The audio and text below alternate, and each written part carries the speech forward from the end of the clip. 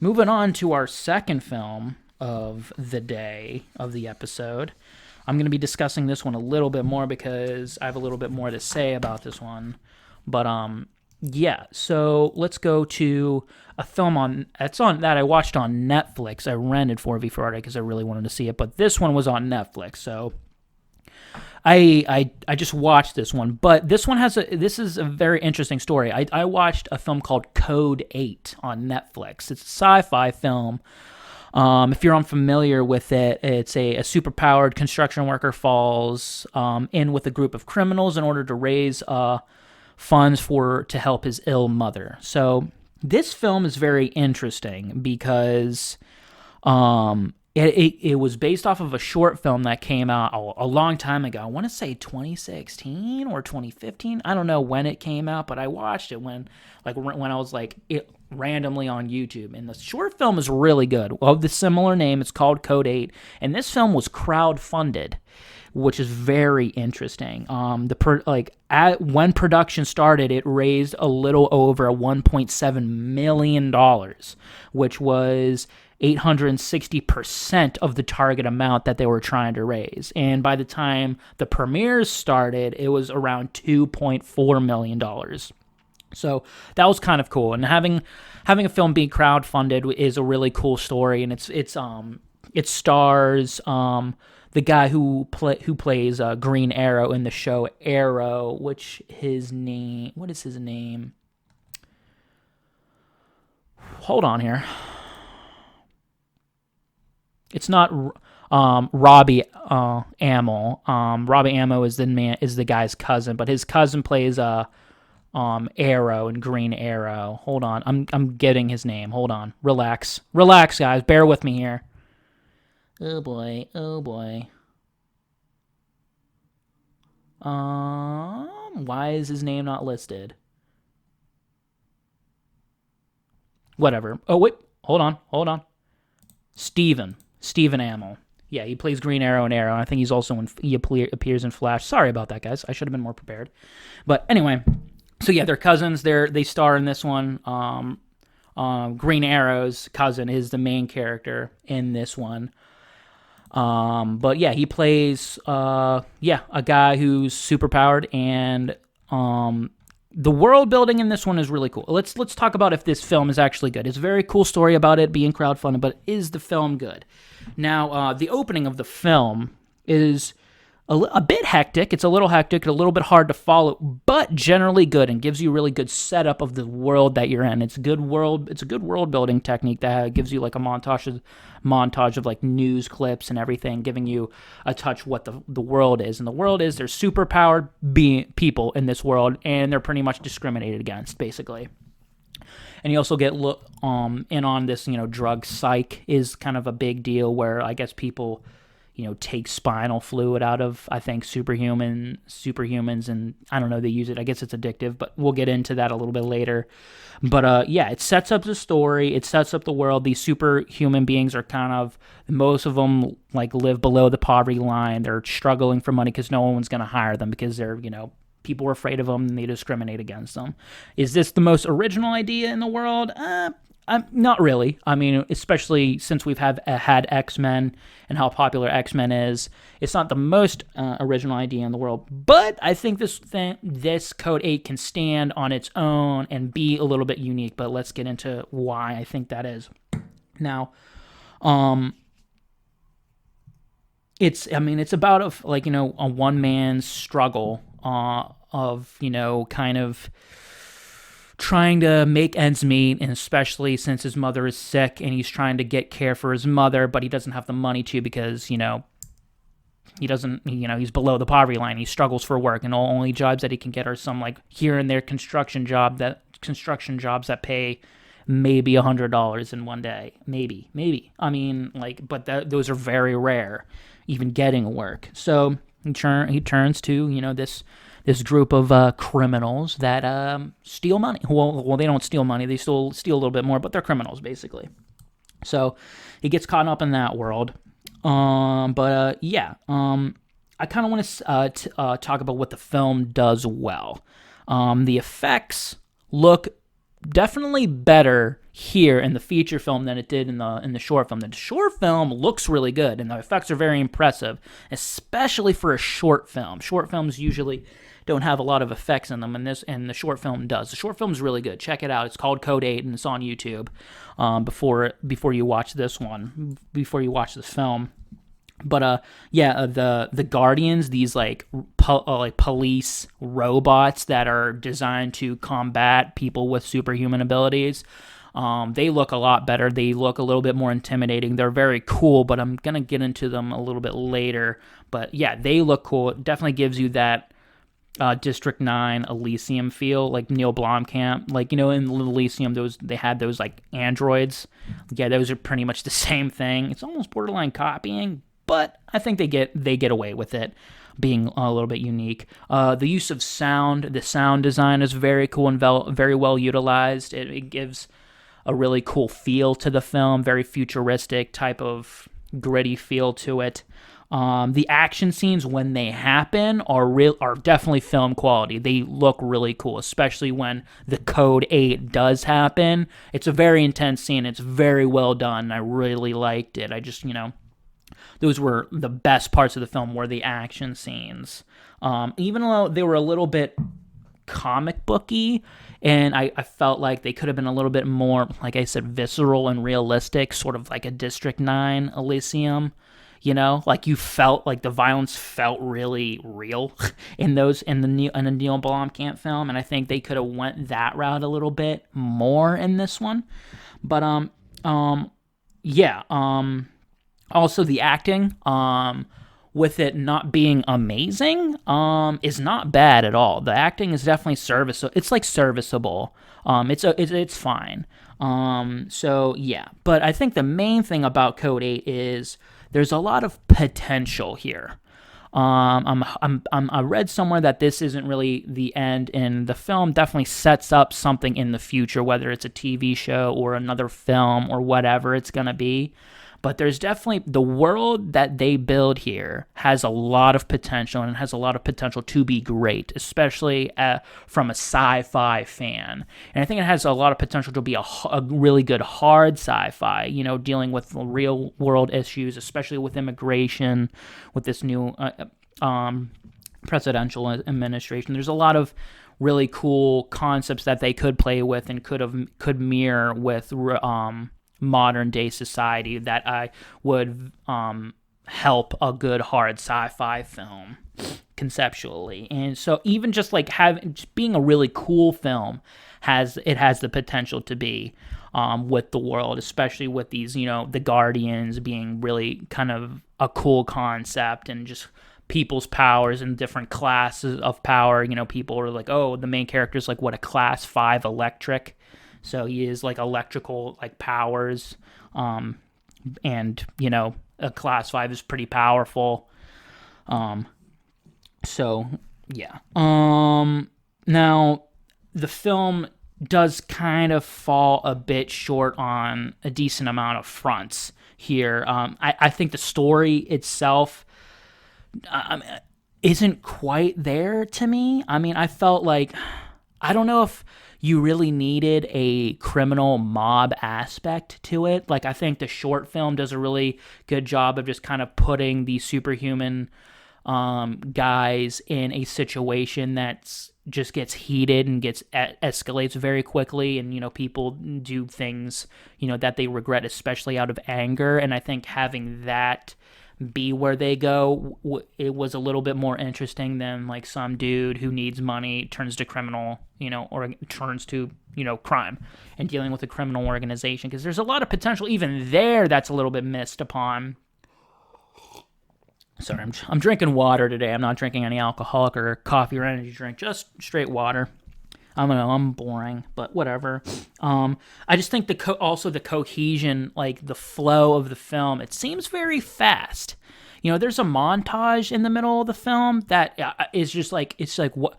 I don't really understand why it was needed. Yeah, okay, the guy's, reaching his full potential with his powers, but like, do you really need that? I mean, can he just be powerful? Like, do you? I thought I don't know. I didn't really think the montage was that great. I guess it needed to perceive like a passing of time, so like the whole like the characters can, I guess, form a little bit of a bond. But I don't know. Maybe I'm wrong about that, but I don't know. The film seems to me to go a little bit quicker than you would want. Also, again, the Guardians, they look cool, but they're really not. They don't really seem useful. You know, they're specifically designed in this world, specifically designed to combat people with superhuman powers. But whenever they're like put up against a person with superhuman abilities, they get wrecked. So it doesn't really make too much sense to me. Like, the only time they're effective are against like normal people, it seems like. They're just robots with guns. So, I mean, if you really think about the logistics of them, like, they're clearly very expensive to produce.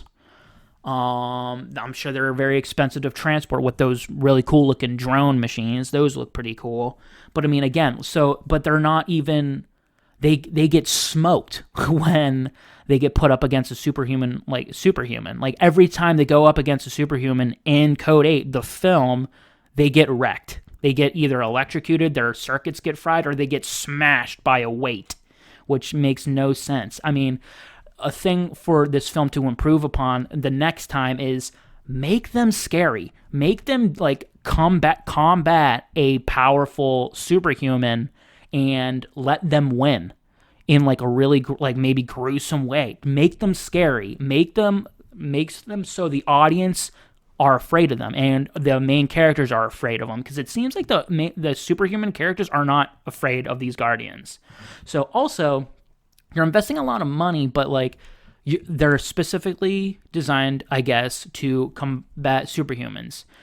But like the purpose of them is to what? Prevent superhumans to use their powers? I would argue not, because whenever you're dealing, you're bringing bigger guns to a gunfight, the opposing force is probably also going to bring more bigger guns over time. So yeah, like they're going to face superhumans, but superhumans are going to be more motivated to use their superhuman abilities on robots that aren't people.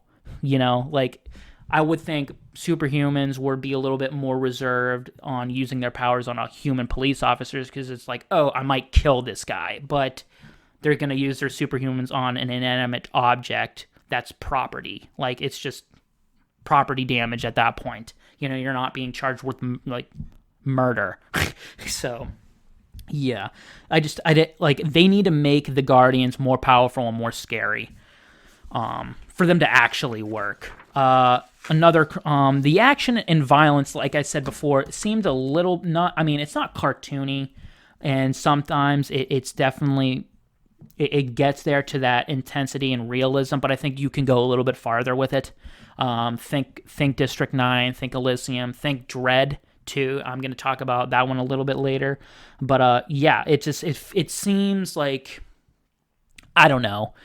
I think the film seems a little bit more too comic booky, and I think it needs to be a little bit more, like I said, visceral. I keep using the word, and I hate to keep using it, but it describes what the film really needs to be to make it really great.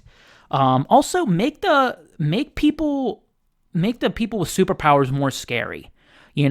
Give us a reason why they're discriminated against and why they can't get jobs. Because, it's kind of hard for me to believe, like, there's a character who can heal people. And some of these powers are incredibly useful. Like, it's kind of hard to believe that, like, these multi-million-dollar corporations aren't employing these people. Like, I don't really understand why they can't get jobs. Like, them being, like, in poverty doesn't really, I don't know, it's not very believable to me. But if you make them kind of scary, like maybe some superpowered people commit some atrocities and put that into the world, I think it gives a reason to fear these superpowered beings a little bit more. Like maybe pull in, I hate to bring in real life issues, but when 9/11 happened, a lot of people kind of wrongfully discriminated against, the Islamic community and people from that area of the Middle East and people who follow the Islamic faith. People were kind of afraid of them because of, an atrocity that was committed by people who look like them, and I think that could be a really cool concept to play with here.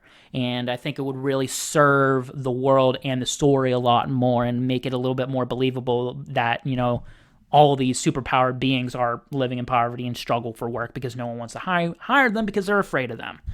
So I think making them a little bit more, I don't know, I don't want to say powerful, but like, I don't know, have something happen in the world that makes people afraid of them. So the audience themselves can be a little bit, okay, so yeah, I understand why people are discriminating against them. Also, I think the film needs a better antagonist. I mean, there isn't a sort of antagonist in this film with like a shady gangster who can read minds, I guess. But I thought he was kind of lame, to be honest. He wasn't very intimidating. They kind of tease this thing called this organization called The Trust, but they don't do anything with them. So I'm guessing they're saving that for the future. They do kind of set it. You only see them in the beginning and the end. So that was kind of a missed opportunity there. But yeah, maybe for an antagonist, maybe like a non-superhuman, but maybe they're like a big-headed media and they maybe put out some negative propaganda to make these superhumans kind of down in the dirt, making them not be able to get any jobs. There's some very high potential for character building there. Having them have negative encounters with superhumans in the past, maybe a death of the loved one or whatever. I mean, be creative other than some shady gangster. Like, I don't know.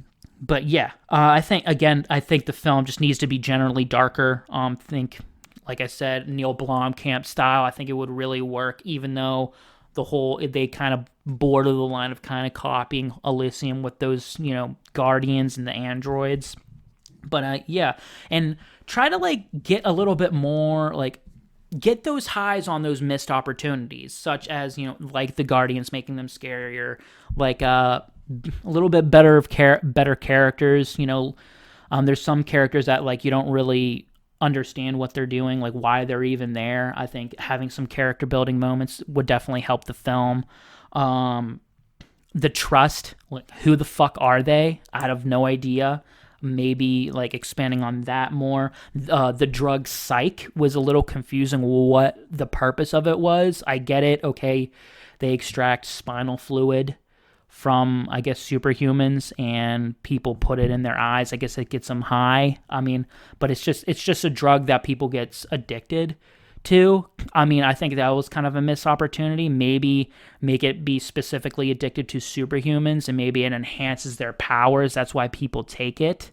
But it's also very addictive. Just do something interesting with it. Think of Dredd with the drug Slow-Mo. If you're unfamiliar with Dredd and you haven't seen Dredd, there's this drug in the film where you take it. It's like an inhaler. And it slows everything down and it puts everything in slow motion. And it adds something, especially to the violence in that film. It really adds to the tone and really... It's a very interesting thing, and it's something that I've never seen before in a film. So think of that when you're dealing with this whole psych drug. Sorry, I just need the table. So, anyway, with all of that, does the film have the movie magic though? Oh man, this was kind of a hard one because I actually did generally like this film and I enjoyed it. And I think some of the emotional moments, especially at the end, were very well done, especially dealing with the main character's mother. I thought was really cool and I think effective enough. But just with all the missed opportunities and the amount of potential that this world and this film had, and it doesn't really reach it. I mean, it's a decent film, and I don't really want to give every film the movie magic that I, review on here. So I'm not going to give it the movie magic. It's kind of like a Big Time Adolescence, where it's a well-made film, but I just think a lot of things really draw it back for me, especially since I'm a science fiction fan. I'm probably going to be a little bit harder on this one. But yeah, so It's definitely worth checking out. It's definitely worth a watch, especially since it's on Netflix. If you have a Netflix account, definitely check it out. But watch the short film. I think the short film is really good, and it's definitely the reason why it got so much crowdfunding. But yeah, it still has high potential because it's definitely setting itself up for something in the future, whether it's a TV show, another film, or whatever. It has potential to be great, and I think it could get there. But hopefully, it like takes into account of what I said. I mean, obviously, they're probably not going to see this, but I think it would be valuable if they did. So anyway, Code 8, check it out. I would check it out, even though it doesn't have my movie, Mikey's Movie Magic. I still think it's worth watching. So yeah.